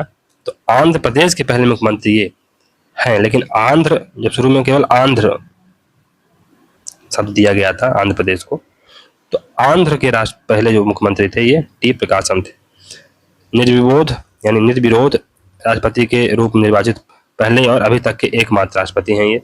निर्वाचन से ठीक पूर्व लोकसभा के निर्विरोध चुने गए अध्यक्ष जनता पार्टी के आंध्र प्रदेश से जीतने वाले एकमात्र लोकसभा सांसद। अब तक के पद ग्रहण करने वालों में सबसे कम उम्र के राष्ट्रपति थे ये। लोकसभा के सबसे पहले अध्यक्ष जो राष्ट्रपति बने थे, लोकसभा के पहले ऐसे अध्यक्ष थे जो राष्ट्रपति बने थे। ठीक है। अब ज्ञानी जैल सिंह ये पंजाब के थे। 1982 से 87 के बीच में कांग्रेस प्रत्याशी जैल सिंह के प्रतिद्वंदी सर्वोच्च न्यायालय के पूर्व न्यायाधीश हंसराज खन्ना थे। राजीव गांधी के साथ जैल सिंह के संबंध काफी तनावपूर्ण रहे। ज्ञानी जैल सिंह ने भारतीय डाक संशोधन विधेयक पर पॉकेट बीटों का प्रयोग किया था। ज्ञानी जैल सिंह पंजाब के मुख्यमंत्री तथा भारत के गृह मंत्री रह चुके थे। पहले गृह मंत्री जो राष्ट्रपति बने। गुटनिरपेक्ष आंदोलन के महासचिव रहे थे 1993 से 96 के बीच में। आर वेंकटरमन ये तमिलनाडु से हैं और ये तमिलनाडु के आई थिंक दूसरे हैं अभी तक। एक पहले हमने देख ही लिया है, एक कौन थे तमिलनाडु के, डॉक्टर सर्वपल्ली राधाकृष्णन, दूसरे ही राष्ट्रपति हमारे तमिलनाडु से थे और अब ये 8वें राष्ट्रपति तमिलनाडु से दूसरी बार आ रहे हैं। 1987 से 92 के बीच में इनका कार्यकाल रहा। वेंकटरमन वकील और स्वतंत्रता सेनानी थे। इनके समय 4 प्रधानमंत्री रहे, राजीव गांधी, बीपी सिंह, चंद्रशेखर और पीवी नरसिम्हा राव। वेंकटरमन संविधान सभा के सदस्य, तमिलनाडु राज्य सरकार में मंत्री, भारत सरकार में वित्त मंत्री और रक्षा मंत्री तथा उप राष्ट्रपति रहे थे। ये उपराष्ट्रपति भी ये रह चुके थे आर वेंकटरमन। 4 प्रधानमंत्रियों के साथ कार्य किया, उनमें से 3 को शपथ दिलाई थी। फिर डॉक्टर शंकर दयाल शर्मा ये मध्य प्रदेश के थे 92 से 97 के बीच में। डॉक्टर शंकर दयाल शर्मा भोपाल के थे। इनके समय भी 4 प्रधानमंत्री रहे, नरसिम्हा राव, अटल बिहारी वाजपेयी, देवगौड़ा एवं इंद्र कुमार गुजराल। शंकर दयाल शर्मा मध्य प्रदेश के मुख्यमंत्री, महाराष्ट्र, पंजाब व आंध्र प्रदेश के राज्यपाल, भारत सरकार के मंत्री, कांग्रेस के अध्यक्ष व उपराष्ट्रपति रह चुके हैं। 4 प्रधानमंत्रियों के साथ कार्य किया और उसमें से 3 को शपथ दिलाई। प्रथम वरीयता में सबसे कम अंतराल में जीतने वाले ये राष्ट्रपति हैं। के.आर. नारायणन ये केरला से थे 97 से 2002 के बीच में। के.आर. नारायणन के सामने शिवसेना ने पूर्व मुख्य चुनाव आयुक्त टी सेशन को खड़ा किया था। नारायणन प्रथम दलित राष्ट्रपति बने दूसरे रामनाथ कोविंद थे, तीसरे अभी अपनी द्रौपदी मुर्मू जी हैं। नारायणन पूर्व में चीन के राजदूत रह चुके थे। नारायणन ने 1997 में उत्तर प्रदेश व 1998 में बिहार में राष्ट्रपति शासन लगाने की केंद्रीय मंत्रिमंडल की सिफारिश को पुनर्विचार के लिए लौटाकर राष्ट्रपति पद की गरिमा बढ़ाई थी। सर्वाधिक मतों के अंतराल से इन्होंने जीत हासिल की थी। फिर इस निर्वाचन में पहली बार दिल्ली और पुडुचेरी विधानसभाओं के निर्वाचित सदस्यों ने भाग लिया था। इस निर्वाचन से 50 प्रस्तावक और समर्थक 50 प्रस्तावक समर्थक और 15,000 की जमानत राशि का प्रावधान यहीं से किया गया, जो आज भी है। पूर्व में उपराष्ट्रपति माननीय संतान ने राजनयिक एवं भारतीय विदेश सेवा IFS के पूर्व अधिकारी, JNU के पूर्व कुलपति। फिर डॉक्टर APJ अब्दुल कलाम, ये भी तमिलनाडु से हैं। अब ये तीसरे तमिलनाडु से आने वाले राष्ट्रपति हैं। सर्वपल्ली राधाकृष्णन, उसके बाद कौन थे? R वेंकटरमन, और अब ये APJ अब्दुल कलाम तीसरे हैं। 2002 से 2007 के बीच में ये रहे। मिसाइल मैन के रूप से चर्चित गैर वैज्ञानिक राजनीतिक पृष्ठभूमि से ये रहे हैं। अटल बिहारी की सरकार ने प्रसिद्ध वैज्ञानिक अबुल कलाम को प्रत्याशी बनाया। राष्ट्रपति चुनाव के इतिहास में पहली बार एक महिला लक्ष्मी सहगल, जो वामपंथियों के समर्थन से खड़ी हुई, टक्कर इनको दी थी। अब्दुल कलाम पहले राष्ट्रपति बने जो जीवन में किसी भी राजनीतिक दल के सदस्य नहीं रहे। प्रथम बार गैर राजनीतिक राष्ट्रपति ये बनाए गए। श्रीमती प्रतिभा देवी सिंह पाटिल ये महाराष्ट्र से आती हैं। 2007 से 12 के बीच में रही। कांग्रेस ने राजस्थान की तत्कालीन राज्यपाल प्रतिभा देवी सिंह पाटिल को उम्मीदवार बनाया। राजस्थान के पूर्व मुख्यमंत्री एवं तत्कालीन उपराष्ट्रपति भैरव सिंह ने स्वतंत्र प्रत्याशी की हैसियत से चुनाव लड़ा। इस प्रकार प्रतिभा पाटिल भारत की पहली महिला राष्ट्रपति बनी। प्रणब मुखर्जी पश्चिम बंगाल से आते थे। प्रणब दा 2012 से 17 के बीच में रहे। तत्कालीन वित्त मंत्री एवं UPA प्रत्याशी प्रणब मुखर्जी एनडीए उम्मीदवार और लोकसभा के पूर्व स्पीकर PS संगमा को हराकर राष्ट्रपति बने थे। प्रणब मुखर्जी योजना आयोग के उपाध्यक्ष भी रह चुके हैं। पूर्व में केंद्रीय वित्त मंत्री, प्रतिरक्षा एवं विदेश मंत्री रहे। लोकसभा एवं राज्यसभा में नेता पद पर रहे। निर्वाचन में मुख्य प्रतिद्वंदी PS संगमा थे। लाभ के पद का विवाद एवं चर्चा भी रही इनकी, तो लाभ के पद के विवाद कारण ये चर्चा में रहे थे। रामनाथ कोविंद उत्तर प्रदेश से आते हैं। 2017 से 2022 के बीच में देश के 15वें राष्ट्रपति रामनाथ कोविंद बने। इन्होंने UPA के प्रत्याशी पूर्व लोकसभा स्पीकर श्रीमती मीरा कुमारी को पराजित किया। चुनाव के समय वो बिहार के राज्यपाल थे। देश के दूसरे दलित राष्ट्रपति पहले कौन थे? तो पहले राष्ट्रपति बेसिकली KR नारायणन थे। मैंने पहले दलित राष्ट्रपति KR नारायणन थे। दूसरे रामनाथ कोविंद बन गए हैं।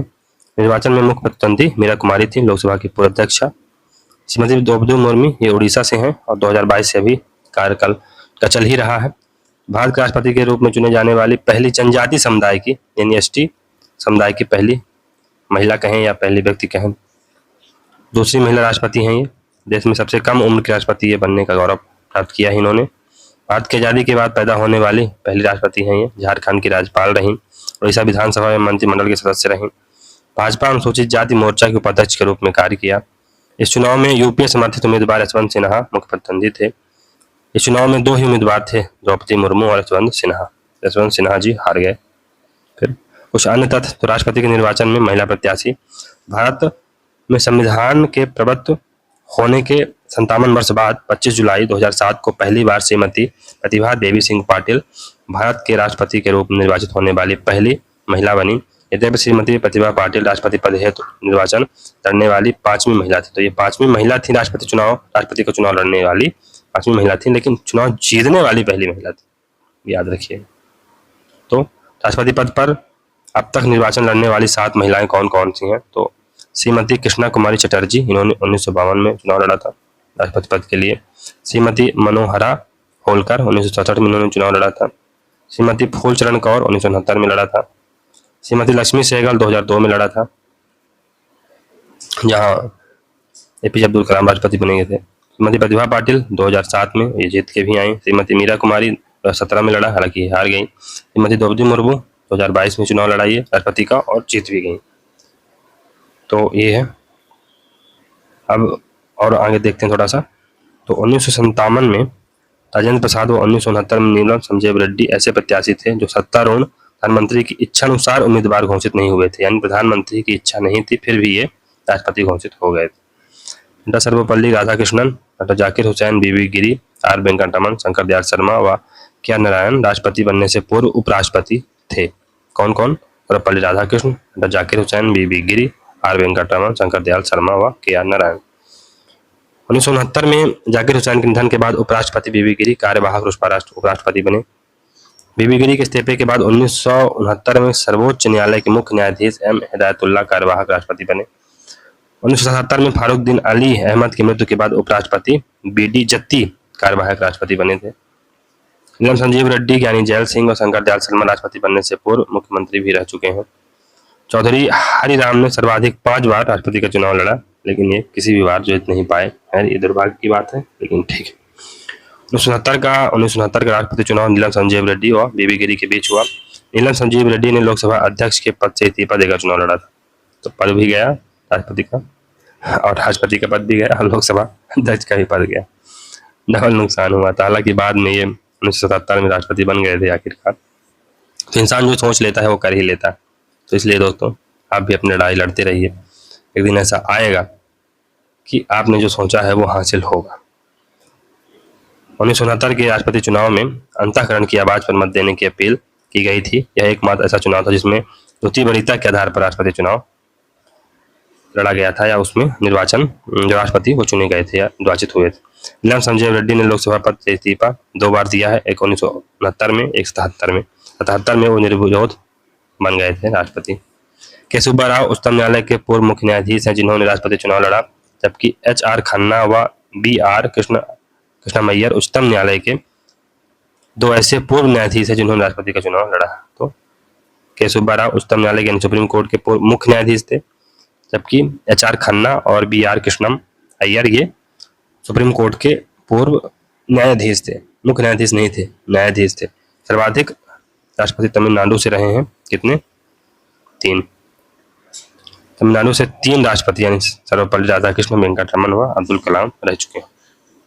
इसलिए दोस्तों, यहाँ से हमारा राष्ट्रपति का चैप्टर समाप्त होता है। तो हम आगे मिलेंगे नेक्स्ट वीडियो में, जहाँ हम लोग उपराष्ट्रपति के बारे में पढ़ेंगे। तो दोस्तों, अगर आपको वीडियो सीरीज अच्छी लग रही है तो चैनल को लाइक करिए, वीडियो को लाइक करिए, चैनल को सब्सक्राइब करिए और ज़्यादा से ज़्यादा वीडियो को शेयर करने का प्रयास कीजिए। एक और ऑप्शन है दोस्तों आपके पास, आप अगर चाहते हैं कि ये मेहनत जारी रहे तो आप मेंबरशिप भी ले सकते हैं मात्र 29 रुपये में। उसके साथ ही साथ आप एक थैंक्स का बटन आता है, उसका भी प्रयोग कर सकते हैं इस चैनल को बहुत सपोर्ट देने के लिए। तो मिलते हैं अगले वीडियो में, जहां हम लोग उपराष्ट्रपति को पढ़ेंगे। तब तक के लिए good bye, thank you very much for discussion.